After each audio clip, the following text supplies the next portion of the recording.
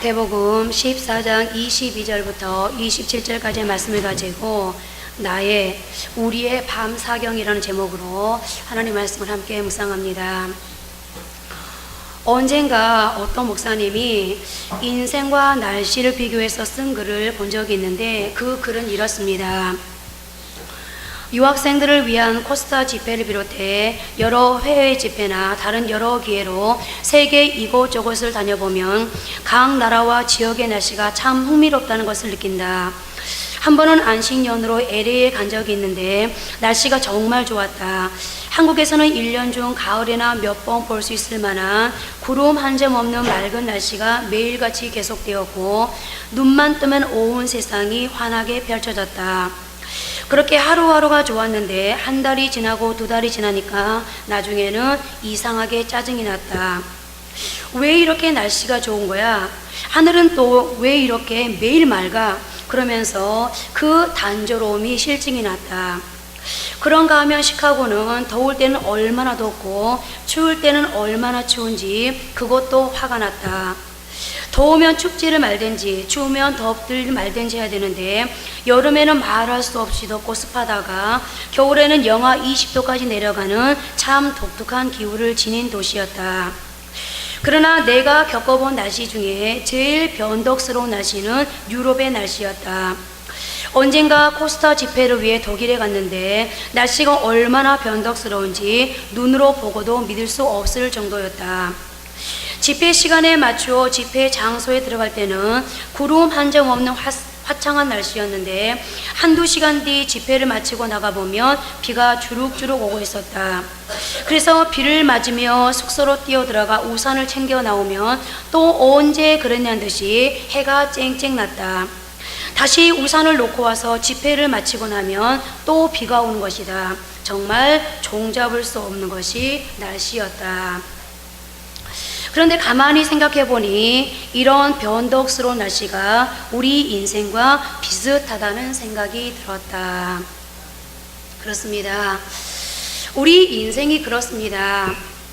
우리의 삶을 보면 하는 일마다 순탄하게 잘 풀려 행복하다가도 금방 어려운 일이 생기고 가슴 찢어지는 아픔이 찾아옵니다.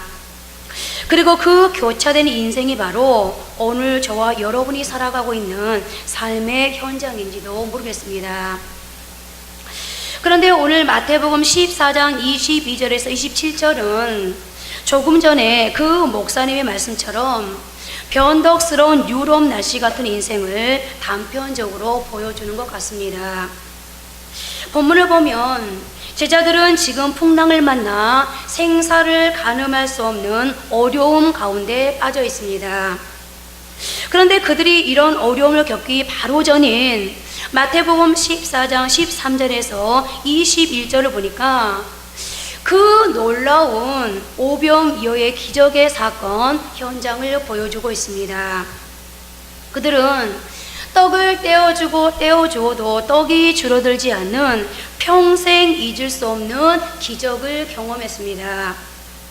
그렇게 놀랍고 감격적인 시간을 보낸 지 불과 몇 시간 만에 지금은 또 생사를 가늠할 수 없는 죽을 고생을 하고 있는 것입니다. 불과 몇 시간 차이에 겪는 감격과 행복, 그리고 바로 그 다음에 찾아오는 풍랑으로 인한 위기의 희비교차가 바로 우리가 살면서 겪는 인생의 모습과 닮았습니다. 그러니 여러분, 하는 일마다 잘 풀리고 잘 되는 분들이 계시다면 너무 우쭐거리지 않길 바랍니다. 언제 풍랑이 찾아오고 언제 광풍이 불어올지 모르기 때문입니다. 반대로 지금 여러 어려움으로 오늘 본문의 제자들처럼 고통 속에서 힘들어하는 분들이 계시다면 너무 절망하지 않길 바랍니다. 언제 그랬냐는 듯이 또다시 아름다운 하나님의 축복의 삶을 누리는 날이 반드시 올 것이기 때문입니다. 전도서 7장 14절에는 이런 말씀이 있습니다. 형통한 날에는 기뻐하고 공고한 날에는 뒤돌아보아라. 이 두 가지를 하나님이 병행하게 하사 사람이 그의 장래일을 능히 헤아려 알지 못하게 하셨느니라. 우리는 형통한 날에는 하나님께 감사하고 기뻐해야 하며, 공고한 날에는 왜 이런 일이 일어났는지, 이것을 통해 하나님께서 나에게 무슨 말씀을 하고 계신지를 생각해 봐야 한다는 것입니다. 왜냐하면 하나님께서는 우리에게 이 두 가지를 병행하게 하심으로 우리가 우리의 앞날을 능히 헤아릴 수 없도록 하셨기 때문입니다. 지금 제자들은 그들이 전혀 예측할 수 없었던 매우 위급한 상황 가운데 빠져 있습니다. 그런데 여기서 짚고 넘어가야 할 문제가 있습니다. 오늘 이 사건의 원인 제공자가 누구인가 하는 것입니다. 여러분은 오늘 성경을 읽으면서 원인 제공자가 누구라고 생각하셨습니까? 오늘 이 풍랑의 원인 제공자가 누굴까요? 제자들일까요? 군중일까요? 아닙니다. 바로 예수님이십니다. 제자들은 풍랑을 만나 죽을 고생을 하고 있는데 그 일이 일어나도록 원인을 제공하신 분이 다름 아닌 예수님이시라는 겁니다. 오늘 본문 22절 말씀입니다. 예수께서 즉시 제자들을 재촉하사 자기가 무리를 보내는 동안에 배를 타고 앞서 건너편으로 가게 하시고, 자, 다시 한번 지금의 이 상황을 그려보십시오. 예수님이 제자들을 재촉하셔서 배에 오르게 한 그때는 어떤 상황이었습니까? 제자들은 지금 막 오병이어의 기적을 목격했습니다. 군중은 흥분에 휩싸여 있습니다. 모두가 다 들뜰대로 들떠 있습니다. 특히 군중들에게 직접 떡을 떼어 나른 제자들은 아마 더 했을 것입니다. 그런데 만약 예수님이 제자들을 재촉하시지 않고 가만히 내버려 두었다면 그들이 그 감격의 자리를 떠났겠습니까? 아마도 떠나기는커녕 그날 밤 한바탕 축제가 벌어졌을 것입니다. 그날 경험했던 기적의 순간을 생각하며 한 아이가 가져온 떡 5개와 물고기 2마리로 5,000명을 배불리 먹으신 예수님의 이 이적을 화제거리 삼아 335 나누며 축배의 밤을 보냈을 것입니다. 그런데 도대체 무슨 이유로 예수님은 이렇게 좋아하고 있는 제자들에게 마치 찬물을 끼얹 듯 제자들에게 배에 타도록 재촉하신 것일까요? 즐거워하는 제자들에게 도대체 왜 얘들아 짐 싸라 라고 말씀하시고 그 배에 타게 하신 걸까요? 그러면서 정작 예수님 자신은 왜 그 배에 타지 않으신 걸까요? 이제 우리는 이 부분에서 두 가지 문제를 제기할 수 있습니다. 첫째는 제자들이 예수님의 말씀에 순종해서 배에 탔는데 왜 광풍을 만났느냐 하는 것입니다. 아마 배에 탔던 제자들의 심경은 대단히 복잡했을 것입니다. 예수님이 배에 타라고 재촉만 안 하셨더라도 이런 풍랑을 만나 죽게 되는 일은 없었을 텐데 왜 예수님은 배에 타라고 재촉하셔서 우리를 이 지경으로 만드시는 거야 하면서 말입니다. 그런데 중요한 사실은 이러한 일들이 성경 속에서만 오늘 예수님의 제자들에게만 일어나는 일이 아니라는 점입니다. 이런 일은 오늘날 예수님을 믿는 우리의 삶 속에서도 자주 일어난다는 것인데요. 예수 잘 믿으면 복 받는다. 예수 잘 믿으면 형통한다. 예수 잘 믿으면 병이 낫는다. 기도해라. 기도하면 다 응답된다. 다 이루어진다. 라는 설교를 많이 들어보았을 것입니다. 그러나 사실 우리 주변을 보면 예수님을 잘 믿음에도 불구하고 밤낮 기도했음에도 불구하고 여러 고난과 어려움을 당하게 되는 것과 비일비재합니다. 우리가 종종 듣게 되는 간증 가운데 요즘 같은 불경기에 주일 성수를 위해 가게 문을 닫았더니 갑자기 토요일 매출이 2배로 올랐다는 이야기가 있습니다. 그런데 이런 간증을 들을 때면 감동과 도전을 받는 성도도 있겠지만 마음속으로 피눈물을 흘리는 성도도 있을 수 있습니다. 나도 주일에 가게 문을 닫았지만 나는 더 어려움을 당했는데, 이런 생각이 들면서 자신의 어려움이 더욱 크게 다가오는 것입니다. 그리고 그것이 현실적인 문제입니다. 예수님을 잘 믿으면 이 땅에서 복받고 형통하고 잘 산다고 설교하지만 현실에서 일어나는 일들을 보자면 그것은 사실이 아닌 경우가 종종 있곤 합니다. 저도 요 근래에 이런 갈등, 이런 혼란을 겪었는데요. 여러분들이 아시다시피 우리 일회교회는 기도 그러면 이 시대 속에서 둘째가라면 서러울 정도로 기도를 많이 쌓는 교회입니다. 그동안에 기도를 많이 쌓아왔고 지금도 여전히 우리는 기도를 열심히 쌓아가고 있습니다. 그러면 상식적으로 한 달도 아니고 2달도 아니고 1년도 아니고 2년도 아니고 20년이라는 시간을 기도를 계속 쌓았다면 뭔가 이제는 교회적으로, 가정적으로, 개인적으로 뭔가 좀 증거가 나타나야 될 것 같지 않습니까? 정말 저 교회는 기도 많이 하더니 교회가 저렇게 성장하는구나. 정말 저 교회는 기도를 많이 하더니 뭔가 교회가 붕이 있고 변화가 있구나. 그런데 이런 어떤, 왜 하나님께서 우리 일회교회는 이렇게 빨리 일을 안 해주실까? 나름 이런 이유 저런 이유를 찾아보지만 마음이 시원해지지가 않습니다.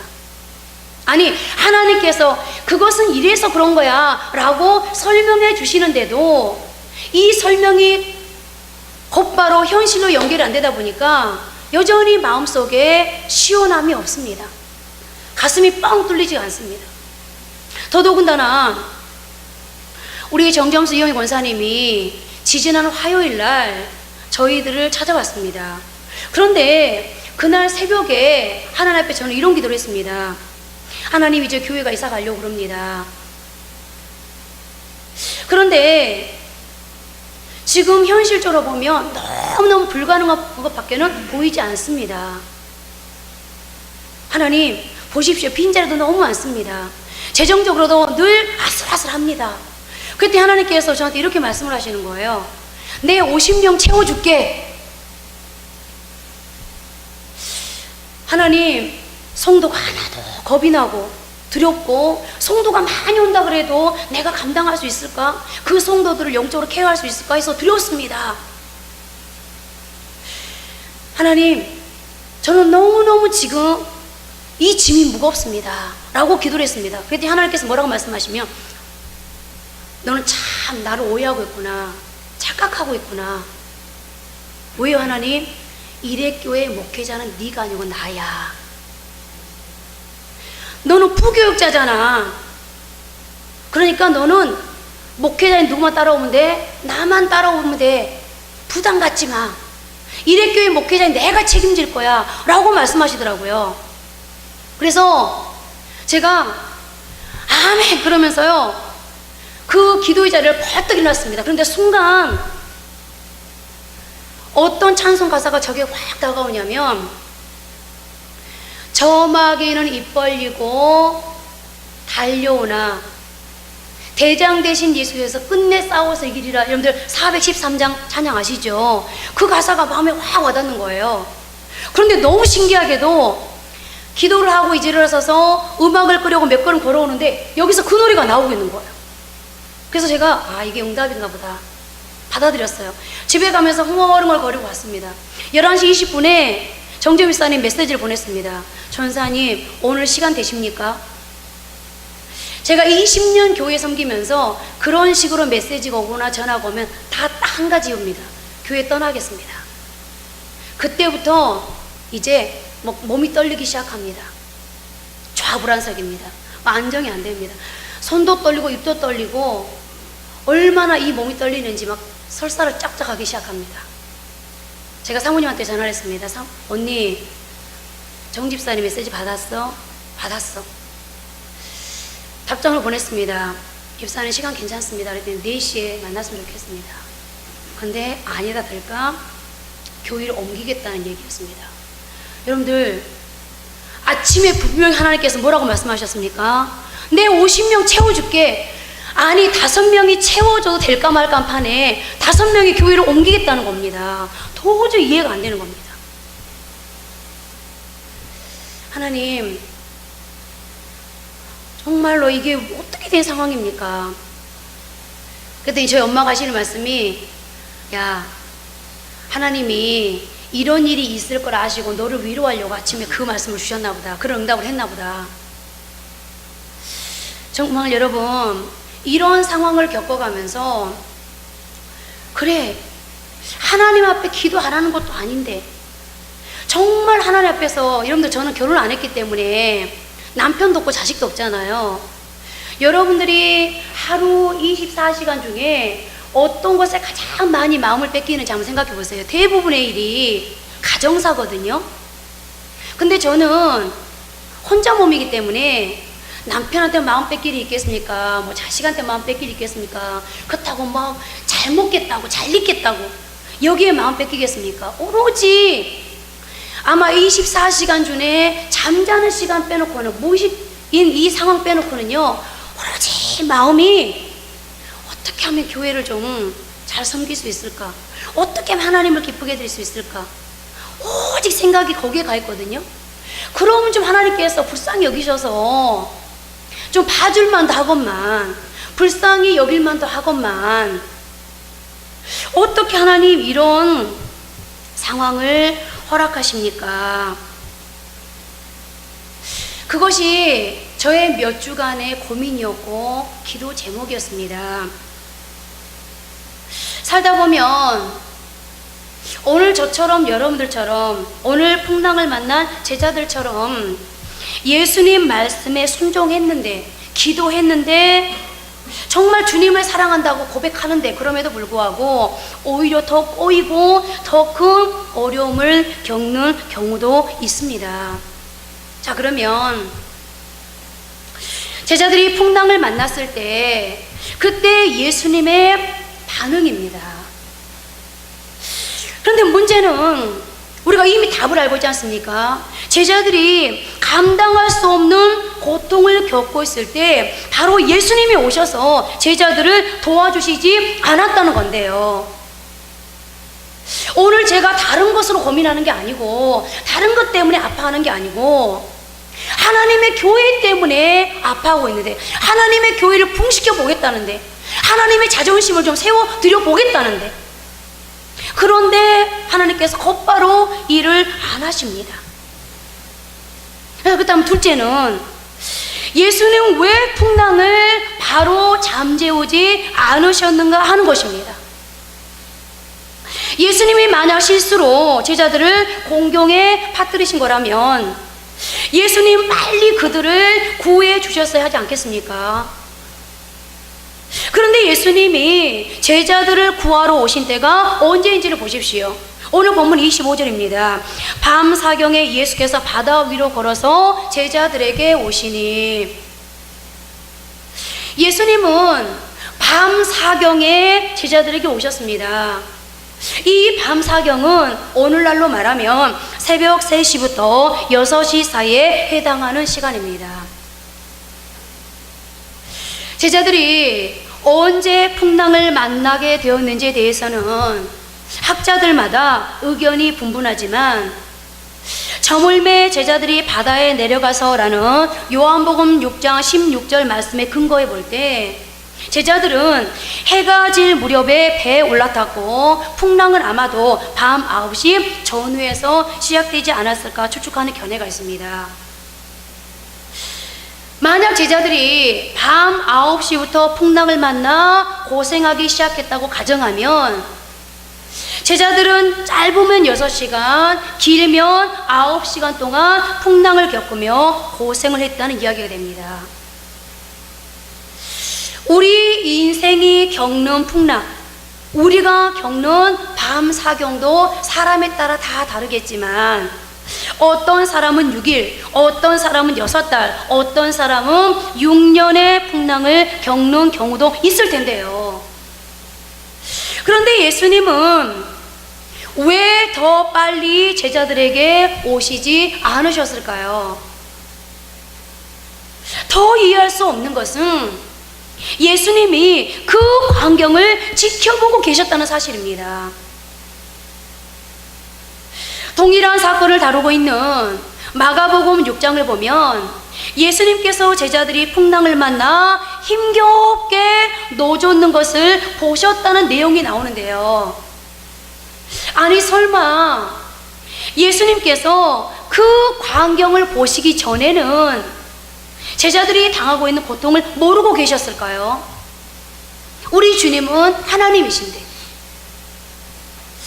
마가복음 6장 47절 48절입니다. 저물매 배는 바다 가운데 있고 예수께서는 홀로 무태에 계시다가 바람이 거스름으로 제자들이 힘겹게 노젓는 것을 보시고 밤 사경쯤에 바다 위로 걸어서 그들에게 오사 지나가려고 하시매. 아니 제자들은 고통 가운데 있는데 예수님이 그 모습을 바라만 보고 계셨다는 것이 여러분 이해가 됩니까? 이해돼요? 그런데 우리가 실제로 살다 보면 삶 속에서 어려움을 당할 때 힘겹게 인생이라는 노를 젓고 있을 때 예수님이 반감만 하고 계신 것처럼 느껴질 때가 종종 있습니다. 그럴 때 우리는 하나님 앞으로 나와서 그 문제를 놓고 흐느껴 울며 간절히 기도하지 않을 수가 없습니다. 그러면 바로 그때 하나님께서 기다렸다는 듯이 즉각 응답해 주시면 얼마나 좋겠습니까? 그러나 그런 경우는 별로 없습니다. 물론 때때로 즉각적이고 놀라운 방법으로 응답을 받는 분들이 있긴 합니다. 그렇기 때문에 특별 간증자들이 있는 것 아니겠습니까? 그러나 이런 특별한 몇몇 경우를 제외하고는 대개 우리의 삶에 즉각적으로 응답되는 것 같은 일은 잘 일어나지 않습니다. 오히려 더 많은 경우 아무리 새벽마다 눈물로 기도하고 저녁마다 부르짖어도 응답이 없는 것과 같은 사례들이 많은 것을 보게 됩니다. 심지어 주님이 내 기도를 외면한 것 같다는 느낌을 지울 수 없을 때도 있습니다. 여러분 그런 경험하신 적 없으십니까? 아마 이거 우리 이수 집사님 정말로 모범적인 신앙생활 하잖아요. 사람인 우리가 봐도 우리의 마음을 감동시키는데 하나님 마음은 감동 안 되시나? 할 정도로. 여기 우리 정수망 자매 보세요. 묵묵히 한 번도 노하지 않고 주의 종들이 주문하면 주문하는 대로 예 하고 순종하잖아요. 그런데 왜 자꾸 떨어질까? 여러분들 뭔가 이대로 생각하면 이해가 안 되지 않습니까? 저는 마태복음 14장 말씀을 묵상할 때마다 이 사실이 오랫동안 풀리지 않는 의문이었습니다. 왜 제자들은 예수님의 말씀에 순종해 배를 탔는데 이토록 고생을 해야 했을까? 그리고 왜 예수님은 제자들의 고통을 아시면서 빨리 그들을 구해주지 않으셨을까? 아니, 나를 사랑하신다면서 왜 어려움은 계속되고 주님은 일하시지 않는 것일까? 누군가를 위해서, 아니 교회를 위해서 이만큼 기도했으면 하나님 체면을 위해서라도 저 사람이 가지고 있는 문제를 좀 해결해 주시고 복 좀 주시지 왜 하나님은 이렇게 침묵하고 계시는 걸까? 하나님의 눈에 비치는 나라는 존재는 너무 작아서 아무리 부르짖어 기도해도 보이지 않는 건가? 그래서 급기야는 지난 한 주 동안 이런 기도를 했습니다. 하나님, 저는 삭개오처럼요 나무에 올라갈 만한 용기도 없습니다. 저는 소경 바디메오처럼요 막 큰 소리로 주님을 가던 길을 멈추게 할 만큼 목소리도 크지 않습니다. 그런 매력도 없습니다. 주님, 12년 혈루증을 앓던 여인이 예수님 옷자락만 만져도 난 나을 거야 라는 그런 믿음도 저는 없습니다. 그러면 하나님, 나 같은 사람은 도대체 뭘로 주님을 멈추게 만들어야 됩니까? 도대체 나 같은 사람은 뭘로 주님을 일하시게 만들어야 됩니까? 저한테 좀 지혜를 주십시오.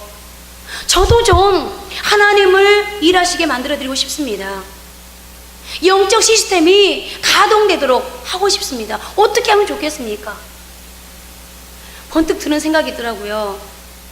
그래, 너는 삭개오처럼 나음에 올라갈 용기도 없고 바디메오처럼 주님을 멈추게 할 만한 목소리도 없고, 너는 혈루증 앓은 여인처럼 예수님에게서 능력이 나오게 할 만큼 믿음도 없으니까 김영미, 네가 할 수 있는 딱 한 가지 있네.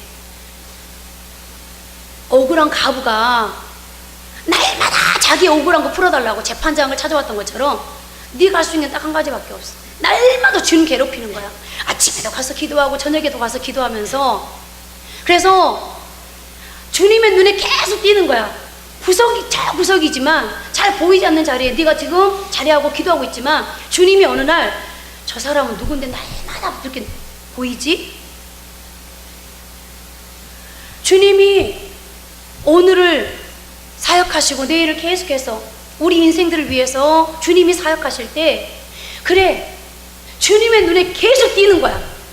그래서 주님이 비록 초라하지만 삭개오 같지는 않지만 바디메오 같지는 않지만 혈루증 앓은 여인같이 믿음도 없지만 저 여자가 계속 눈에 띄어서 거슬리네.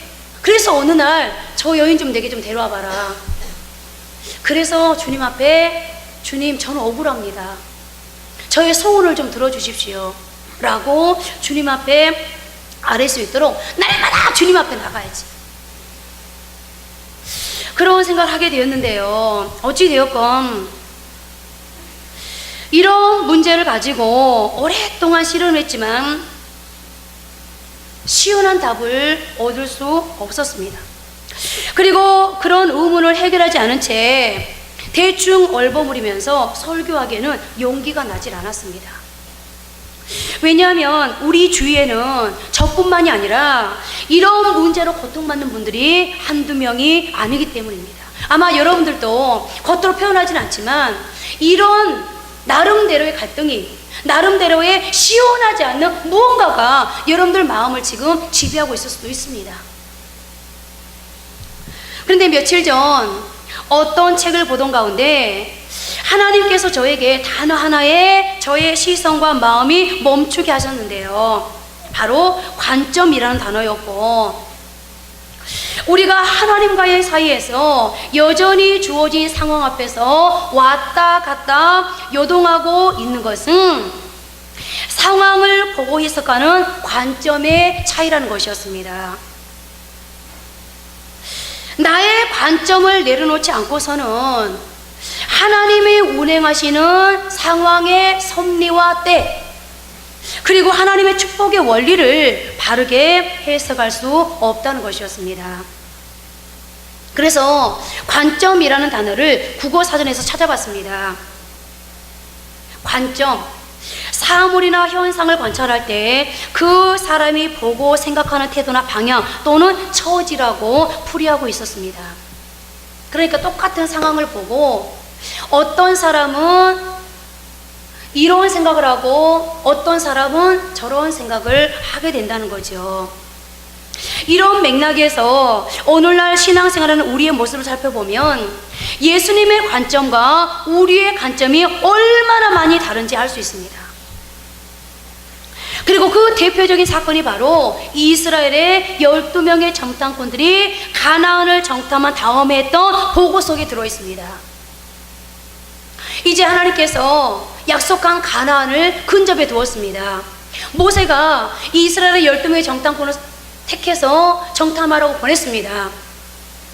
가나안 땅에 들어가서 그 땅의 지형은 어떤지, 그 땅이 비옥한 땅인지 척박한 땅인지, 그리고 기후는 어떤지, 그 땅에는 어떤 사람들이 살고 있는지, 어떤 문화를 가지고 사는지 가서 정탐하고 와라. 그리고 정탐을 끝낸 12명의 정탐꾼들이 자신들의 사명을 다하고 와서 보고를 하기 시작합니다. 10명의 정탐꾼이 먼저 보고를 합니다. 우리가 그 땅에 가봤더니 그 땅은 너무너무 좋은 땅이었습니다. 그런데 문제는 땅은 너무 좋은데 그 땅에 살고 있는 사람들이 너무 거대한 사람들이라서 우리는 그 땅을 차지할 수 없을 것 같았습니다. 고로 불가능합니다 라고 얘기를 합니다. 여러분, 10명의 정탐꾼은요 거짓을 말한 게 아니었습니다. 사실을 말했습니다. 진실을 말했습니다. 그러나 그들은 그 땅을 보고 하나님의 관점으로 해석하지 않았습니다. 그러나 여호수아와 갈렙은 어떻게 보면 허무맹랑한 거짓을 말한 것 같지만, 여러분들 우리가 이런 사람들한테 그렇게 말하죠. 야, 거품 좀 빼. 너무 허무맹랑한 얘기잖아 지금. 그거는 사실이 아니지, 진실이 아니지, 거짓이지 라고 말할 정도로 여호수아와 갈렙은 엉뚱한 보고를 합니다. 그러나 그들의 관점은 하나님의 약속을 바탕으로 하는, 하나님의 약속을 신뢰하는 하나님의 관점으로 받고 해석했던 것이었습니다. 오늘 오병이어의 사건을 봐도 그렇습니다. 군중을 바라보는 예수님의 관점과 제자들의 관점이 매우 달랐습니다. 오병이어 사건은 인간의 관점으로는 정말 대단한 사건이었습니다. 예수님은 이적을 통해 군중의 주목을 받기 시작하셨습니다. 그리고 군중 가운데는 예수를 왕으로 삼자, 이 예수는 로마의 압제로부터 신음하는 이스라엘, 우리를 구원할 메시아이시다 라고 외치는 사람들도 분명 있었을 것입니다. 적어도 제자들의 관점에서는 이것이야말로 정말 굉장한 일이었습니다. 그런데 예수님의 관점으로는 그 광경이 무척이나 위험한 상황이었습니다. 그래서 성경에 보면 예수님은 제자들을 재촉하셔서 그 자리를 떠나게 하셨고, 그런 다음 제자들을 배에 태워 건너편으로 가게 하시고 예수님 자신도 무리와 떨어져 한적한 곳으로 가셨습니다. 마태복음 14장 22절입니다. 예수께서 즉시 제자들을 재촉하사 자기가 무리를 보내는 동안에 배를 타고 앞서 건너편으로 가게 하시고, 우리의 관점으로는 사람들이 박수치고 열광하는 것이 인생의 성공이겠지만 예수님의 관점으로는 그것이 매우 큰 위험 요소일 수도 있었던 것입니다. 다시 말해 예수님의 관점으로는 제자들이 오병이어 기적의 분위기에 취해 있는 것보다는 광풍 속에서 연단받는 것이 앞으로를 봤을 때 훨씬 더 유익할 것이라는 것을 알고 계셨던 것입니다. 신앙생활이란 무엇입니까? 신앙생활은 특별한 것이 아닙니다. 세상 가운데 살던 우리가, 세상 가치관에 익숙하던 우리가 내게 익숙한 가치관과 관점을 내려놓고 예수 그리스도의 관점으로 덧입으려고 애쓰며 몸부림치는 것, 그것이 신앙생활입니다. 그렇다면 오늘날 우리의 문제가 무엇이겠습니까? 기도를 안 하는 것도 문제겠지만 더 큰 문제는 바로 그 기도의 내용에 있습니다. 기도가 무엇입니까? 하나님 앞에 내 관점을 내려놓을 수 있는 힘과 능력을 달라고 부르짖는 것이 기도 아닙니까? 하나님, 제 생각에는 이것이 축복인 것 같습니다. 아무리 달리 생각해 보려고 해도 제 눈에는 이것이 축복으로 보입니다. 그러나 하나님이 아니라고 하시면 억지로라도 나의 이 관점과 고집을 내려놓고 하나님의 관점과 요구를 취할 수 있도록 도와주십시오. 이렇게 고백하는 것이 진정으로 하나님을 신뢰하고 내 문제를 맡기겠다고 하는 사람의 기도하는 태도 아니겠습니까? 지금 나의 형편이 세상 사람들의 관점으로는 비참한 상황이지만 주님의 관점으로는 연단의 과정이요 정금같이 자신을 빚어가시는 하나님의 축복이라는 사실을 믿는다는 말입니다. 그런데 우리의 기도 내용을 솔직히 추적해보면 자신의 관점을 가지고 하나님을 설득하려고 하는 경우가 더 많습니다. 아니, 그렇게 배워왔습니다. 그래서 우리는 새벽마다 하나님을 설득합니다. 하나님, 진짜 이러실 겁니까? 지난주에 기도 드렸으면 좀 들어주셔야 되는 거 아닙니까? 도대체 왜 황소 고집을 피우십니까? 제발 생각 좀 바꿔주세요 라고 말합니다. 그런데 사실은 하나님이 황소 고집인 것이 아니라 내가 고집불통인데 말입니다. 어쨌든 이렇게 기도하고는요, 기도 응답이 없는 것 같으면 이제 협박에 들어갑니다. 하나님, 정말 안 들어주실 겁니까? 그럼 이제 예수 안 믿습니다. 하나님, 저 필요하지 않습니까? 그래도 고집 피우실 것입니까? 야곱이 하나님과 씨름의 축복을 받았다고 하니까 너도 나도 걸핏하면 하나님과 씨름을 하려고 덤벼드는 것입니다. 이번엔 내가 하나님을 굴복시키고야 말 거야.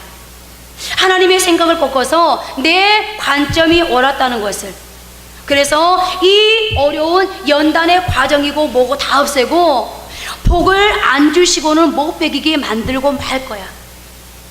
그런데 여러분, 만약 기도란 이렇게 하는 것이라고 오해하고 있다면, 아니 하나님을 내가 조종할 수 있다고 오해하고 있다면 당장 그런 기도는 멈춰야 합니다.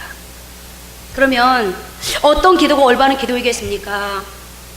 기도의 최고의 분은 주님이 보이셨던 나의 원대로 마시었고 아버지의 원대로 하옵소서입니다. 그렇습니다.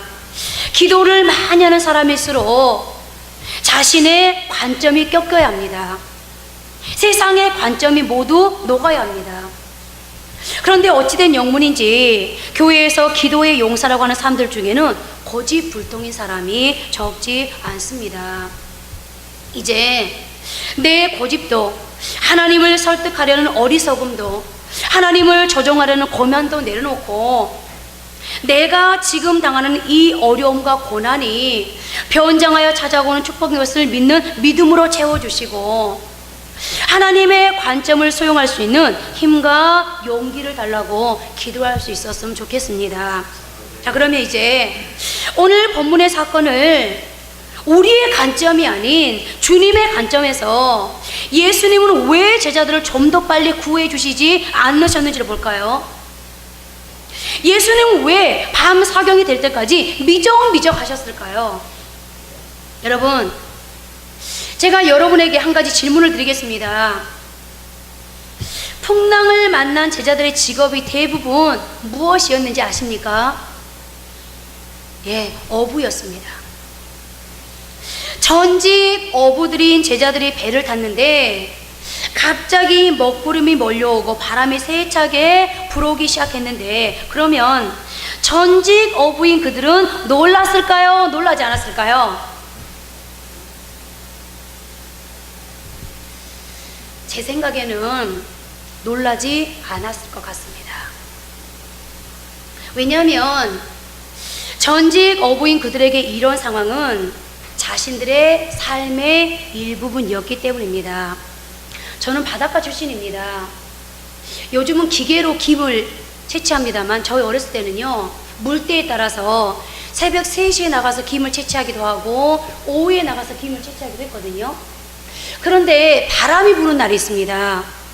제 생각에는 도저히 배가 못 나갈 것 같은데 저희 엄마나 아버지는 항상 이렇게 말씀하셨습니다. 이 바람은 배 뒤에서 불어주는 바람이기 때문에 앞에서 불면 이 김바라고 배가 자꾸 사이가 떨어지잖아요. 그러니까 배 이렇게 이 배 말고 동동 뜨는 배에 이 배를 이렇게 기대고 이렇게 김바라서 김을 이렇게 뜯었거든요. 그런데 바람이 앞에서 불면 이 김바라고 이 배가 자꾸 이렇게 멀어지기 때문에 김 뜯기가 힘든데 바람이 뒤에서 불어주면 오히려 뒤에서 이 배를 밀어주기 때문에 김 뜯기가 수월하다는 거예요.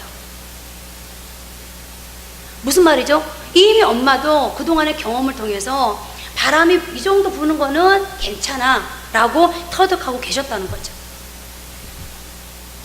자, 오늘 제자들의 삶의 현장인 바다 위에서도 이런 일은 늘 있어 왔습니다. 그런데 바로 그 즈음에 예수님께서 나타나셔서 풍랑아 잠잠하라 라고 말씀하시며 풍랑을 잠재우셨다면 과연 제자들은 어떤 반응을 보였을까요? 아마 그냥 내버려 두셔도 이 정도는 우리가 다 알아서 처리할 수 있는데 뭐하러 풍랑을 잠잠하게 하셨지? 하고 생각하지 않았을까요? 그렇습니다. 밤 9시쯤 갑자기 바람이 불기 시작했을 때 제자들은 아마 콧방귀도 끼지 않았을 것입니다. 그런데 시간이 흐르면서 바람이 점점 세차게 불기 시작합니다. 그렇게 30분이 지났습니다. 그때에도 아마 고수들인 그들은 나서지 않았을 것입니다. 그 중에 초보를 불러서 바람이 이렇게 불면 돛을 이 방향으로 꺾어봐라, 바람이 저렇게 불면 돛을 저 방향으로 한번 돌려봐라 라고 지시만 했을 것입니다. 그렇게 1시간이 지나갔습니다. 그런데 배가 말을 듣지 않습니다. 2시간이 지났습니다. 3시간이 지났습니다.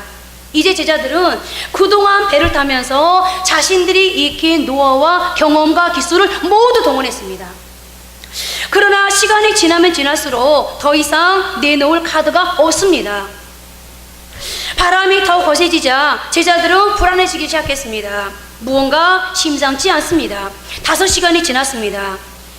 이제 그들이 할 수 있는 일이 아무것도 없습니다. 이제 죽었구나, 우리는 여기서 끝났구나 라는 생각뿐이었을 것입니다. 그리고 바로 그때가 곧 제자들 자신의 힘을 다 빼낸, 내 경험과 노하우가 전혀 먹히지 않는다는 한계를 느낀 바로 그때가 제자들의 밤 사경이었습니다. 물리적인 밤 사경은 밤 삼경 다음이지만 하나님의 시간으로 영적인 밤 사경은 시간의 순서에 따라 오는 것이 아닙니다. 그렇다면 영적인 밤 사경이란 언제를 의미하는 걸까요? 우리의 삶 가운데 언제가 밤 사경일까요? 밤 사경이 돼야 주님이 드디어 작동하시고 일하시기 시작하는데 우리 인생의 밤 사경은 언제일까요? 자신의 기술과 노하우 그리고 실력, 자신이 가진 그 어떤 것으로도 내게 주어진 어려운 환경을 절대 이겨낼 수 없다고 두 손 두 발 다 드는 순간, 그때가 우리의 밤 사경입니다. 그렇습니다. 예수님께서 언덕 위에서 풍랑을 겪고 있는 제자들을 바라보고 계셨던 이유는 그들을 약올리기 위함이 아니었습니다. 예수님은 밤 사경을 기다리신 것입니다. 이렇게 생각하시면서 말입니다. 너희들 힘으로 한번 해봐라. 너희들의 노하우와 기술과 지식, 너희가 가진 모든 것을 다 동원해봐라. 아마 안 될 것이다. 그런데 제자들이 밤 사경을 맞아 도저히 내 힘으로 지금까지의 경험으로는 안 되는구나, 이러다 죽겠구나 할 때 드디어 주님이 어떻게 하시는지를 보십시오. 오늘 본문 30절입니다. 바람을 보고 무서워 빠른한지라 소리 지르되 주여 나를 구원하소서. 자신의 힘을 빼고 주님께 나를 좀 살려주십시오 했을 때 어떻게 하십니까? 31절 상반절입니다. 예수께서 즉시 손을 내밀어 붙잡으시며, 여기 즉시, 여러분들 또 즉시 동그라미 내놓으십시오. 우리 주님은 그동안에는 구경만 하고 계셨습니다. 여러분들, 나는 죽을 것 같은데, 그래서 하나님 앞에 뭐라고 기도해요? 하나님 나 죽을 것 같아요. 금방 죽을 것 같아요. 근데요, 여러분들, 기도해야 자리 와갖고요, 하나님 나 죽을 것 같아요. 하나님 안 도와주면 나 죽겠어요 했는데요, 딱 기도의 자리에서 일어나서 여러분들 삶의 현장을 가서 가만히 여러분들이 어떻게 하는지를 가만히 이렇게 추적해 보세요. 하나님 앞에 나가갖고는요 막 징징거립니다. 하나님 나 죽을 것 같다니까요. 하나님 지금 일 안 했지 않으면요 전 미친다니까요. 근데요, 그래 놓고 내 자리에 가서 딱 보면요, 내가 여전히 내 힘으로 능력으로 뭔가를 하려고 막 발버둥 치고 있어요. 절대 손 놓지 않았습니다. 내려놓지 않았습니다. 아직도 하나님을 신뢰하고 있지 않습니다. 그러나 반대로 주님, 저 주님이 도와주시면 안 돼요. 그리고 저 이제는 다 내려놓겠습니다. 죽든지 살든지 뚜띠를 하십시오 라고요 하나님께 맡겨드리면요, 하나님 어떻게 해요? 그동안에 가만히 보고만 계셨던 주님이 즉시 손을 내밀어서 나를 붙잡아 주십니다. 그리고 32절 함께 보십니다. 배 함께 오름에 바람이 그치는지라. 여러분 보십시오. 내 힘 빼고 내 것 빼고 주님께 도움을 구했더니 지금까지 그렇게 자신들을 괴롭게 했던, 5시간을 괴롭게 했던, 아니 길면 9시간을 괴롭게 했던, 어떤 사람은 6달을 괴롭혔던, 6년을 괴롭혔던 그 문제가 어떻게 됩니까? 순간에 멈추지 않습니까? 순간에. 이게 예수 믿는 매력 아니겠습니까? 지지리 공상맞게 살고 있다가도, 여러분들 우리 이래교회가요 지금 지지리 공상맞게 안 되는 것 같아도요 되는 건 잠시입니다. 여러분, 이게 예수 믿는 매력이라니까요. 이게 기도하는 이유라니까요. 하나님이 저한테 말씀하셨습니다. 그래서 제가 오늘 이 자리에 설교할 수 있었습니다. 하나님, 왜 우리 이래교회는 왜 우리 이래교회는 계속 무릎을 하나님 앞에 던졌습니다. 날마다 울면서 기도했습니다. 그래서 하나님 뭐라고 말씀하신지 아십니까? 예, 이래교회가 광야를 통과한 지 20년이 걸렸구나. 너희가 지금 어디 앞에 서 있구나. 너희가 지금 여리고 앞에 서 있구나. 그러면서 뭐라고 말씀하는지 아십니까? 그동안에 이래교회에서 자기 자신이 잘났다고 생각한 사람은 다 나갔구나. 그래서 제가 이렇게 기도했습니다. 맞네요, 하나님. 우리 이래교회, 여러분들 용서하고 들으십시오. 바보들만 남았어요. 작은 교회. 저는 그래서 여러분들 너무너무 고맙게 생각하거든요. 목사님이 안 계시는 교회, 설교 길고 땡땡거리는 전도사가 강단에 서는 교회. 하나님, 인간적으로 생각해 보면요, 이런 교회에 있다는 자체가 얼마나 어리석어 보이는 것입니까? 그래서 세상 사람들은 우리를 조롱합니다. 세상 큰 교회가 얼마나 많은데, 설교 잘한 교회가 얼마나 많은데 왜 이렇게 붙어 있어? 하나님, 우리는 이렇게 바보들만 지금 모여 있어요. 세상적인 기준으로 보면요. 근데 하나님이 저한테 그럽니다. 여리고를 정말로 돌 때 13바퀴를 돌라고 말씀하시면서 아무 소리도 하지 말라고 그러잖아요. 그런데요, 자기가 잘난 사람은요, 옳다고 생각하는 사람은요, 절대로 아무 소리 안 하고 순종할 수 없습니다. 여러분, 제가 나이도 어리고 결혼도 안 했고 여자고 그렇다고 실력 있는 것도 아니고 막 뭐 대단한 은사가 있는 것도 아닌데, 제가 여호수아처럼 여러분 오늘부터 아무 소리 하지 말고 매일 아침 일어나서 빨리 눈곱 떼고 여리고성을 돕시다 라고 한다면 여러분들 아무 소리 안 하고 예 하실 수 있으시겠습니까? 저는 여러분들한테 너무너무 고맙습니다. 건축위원들 너무너무 고맙습니다. 지난주 교회를 보고 왔는데 우리 평 집사님은 그동안에 혼자서 여러 군데를 다녀보았습니다. 우리 김동훈 집사님이 회사에서 일을 해야 되는데 얼마나 답답했던지 직접 와가지고 구리, 수택동, 인창동 다니면서 교회를 알아봤습니다. 우리 이천은 집사님 회사 일도 바쁠 텐데 집사님 한번 이 교회를 어떻게 악보를 짜야 될지 시뮬레이션 한번 해보십시오. 그랬더니 이 시뮬레이션 한 걸 다 뽑아가지고요 저희한테 카톡으로 다 보내오셨어요. 제가 오늘 띄워드리려다가 너무 유난 떠는 것 같아서 안 띄웠는데요. 그래서 제가요 우리 이천은 집사님 그 카톡을 보면서 너무너무 많이 울었습니다. 그래 내가 부족하지만 그래도 이렇게 협력해주는 분들이 있구나. 그래 힘내자. 이런 분들이 있는 한 우리 일렉교회는 비전이 있어. 여러분 이제 우리 일렉교회가 이 매력 그동안 힘들게 왔지만 이제 하나님께서 일하시면 순간에도 되어진다라고 하는 이 신앙의 매력, 이 능력 때문에 우리는 묵묵히 지금 가고 있는 것입니다. 여러분 이제 내 힘 빼십시오. 내 것 빼십시오. 내 힘으로 안 된다며 하나님 앞에 납작 엎드릴 때 그렇게 자신했던 5년간의 나의 노하우가 10년간의 나의 노하우가 지금 이 상황을 해결할 수 없다고 고백할 때 그때가 바로 우리의 밤 사경입니다. 그리고 그때로부터 주님은 일하시기 시작하십니다. 문제를 해결해 줄 사람을 붙여주기 시작합니다. 그 문제를 해결할 수 있는 지혜를 주십니다. 방법을 깨닫게 해주십니다. 풀리지 않는 난제를 풀 수 있는 열쇠를 허락하십니다. 이제 말씀을 맺겠습니다. 지금 어렵고 힘든 일이 있습니까? 마음 가운데 고통과 상처가 있습니까? 내일에 대한 두려움이 있습니까? 풀리지 않는 갈등이 있습니까? 마음도 인생도 시원하게 뻥 뚫어줄 답을 찾고 계십니까? 물리적인 밤 사경은 일정한 때를 기다려 오지만 영적인 밤 사경은 오늘 밤이라도 당장 올 수 있습니다. 영적인 밤 사경은 환경이 만들어주는 것이 아니라 내 믿음이 만드는 것입니다. 내 신앙 자세가 만드는 것입니다.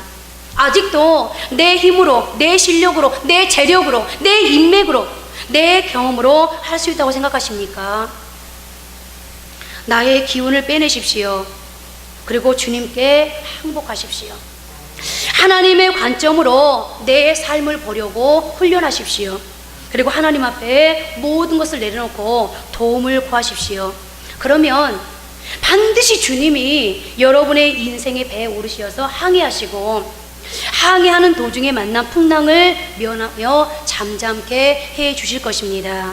이 주님과 날마다 함께 항해할 수 있는 저와 여러분이 되었으면 좋겠습니다. 기도